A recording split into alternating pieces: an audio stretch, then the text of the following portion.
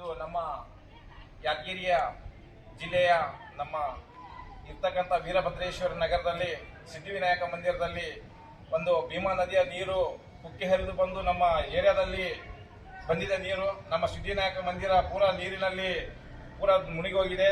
ಇದ ಕಾರಣಕ್ಕೆ ಇದಕ್ಕೆ ಅಧಿಕಾರಿಗಳು ಬಂದು ಕ್ರಮ ಕೈಗೊಳ್ಳಬೇಕೆಂದು ತಮಗೆ ವಿನಂತಿ ಮಾಡಿಕೊಳ್ತೀನಿ. ಯಾಕಂದ್ರೆ ಇಲ್ಲಿ ತನಕ ನೀರು ಬಂದವ ದಾಂಡ್ಯ ಕಾರ್ಯಕ್ರಮ 9 ದಿನಗಳ ನವರಾತ್ರಿ ಉತ್ಸವ ಮಾಡ್ತಾ ಇದೀವಿ. ಈಗ ಆಗ್ಲೇ 6 ದಿನಗಳ ಮುಕ್ತಾಯ ಮಾಡಿದೀವಿ. 7ನೇ ದಿನ ಇವತ್ತು. ಇಲ್ಲಿಗೆ ನಾವು ರದ್ದುಪಡಿಸಬೇಕಂತ ವಿಚಾರ ಮಾಡ್ಕೊಂಡ್ವಿ. ನೀರೆಲ್ಲ ತುಂಬಾ ನಿಂತಿದೆ. ಇದಕ್ಕೆ ಬಂದು ಶಾಸಕರು ಗಮನಕ್ಕೆ ಹೇಳ್ತೀವಿ ಮತ್ತು ಶಾಸಕರಾಗ್ಲಿ ಮತ್ತು ಇನ್ನಿತರ ಅಧಿಕಾರಿಗಳು ಬಂದು ಕ್ರಮ ಕೈಗೊಳ್ಬೇಕಂತ ನಾವು ಇಲ್ಲಿ ವಿಡಿಯೋ ಮಾಡಿ ಇದು ಏನಪ್ಪಾ ಅಂದ್ರೆ ನೀರಿನಲ್ಲಿ ನಿಂತು ನಮ್ಮ ಡಿಜೆ ಆಯ್ತು ಎಲ್ಲ ಸಾಮಾನ್ಯಗಳನ್ನು ತೆಗಿಲಕತ್ತಿದೀವಿ.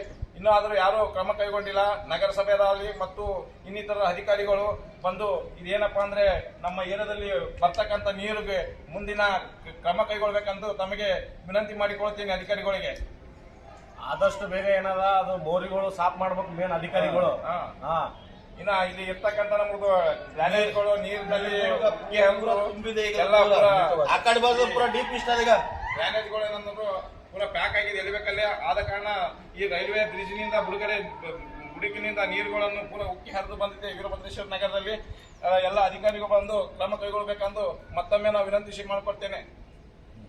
ಜೈ ಹಿಂದ್ ಜೈ ಭಾರತ್. ಏನೋ ನಮ್ಮ